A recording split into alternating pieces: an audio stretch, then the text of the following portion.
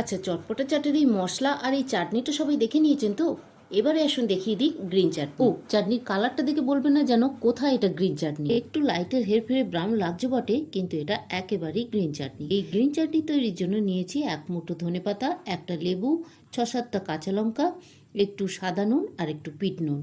এবার এই সব কিছুকে যে জারের মধ্যে আমি ওই মশলাটা তৈরি করেছিলাম সেই জারের মধ্যে দিয়ে দিচ্ছি। এই মশলার সঙ্গে ব্লেন্ড করলে চাটনির টেস্টটা কিন্তু দারুণ হবে। এই এক মুঠো ধনেপাতার সঙ্গে আপনারা কিন্তু একটু পুদিনা পাতাও মিশিয়ে দিতে পারেন। আমি বাজারে পাইনি তাই আর দিলাম না। পুদিনা পাতা দিলেও টেস্টটা আরেকটু বেশি সুন্দর হবে। তো সমস্ত কিছু একসঙ্গে দিয়ে ভালো করে এটাকে ব্লেন্ড করে নেব। আর আমার মিক্সি জারটা না বড্ড বড়, তাই অল্প কিছু দিলে খুব একটা সহজে ব্লেন্ড হতে চায় না।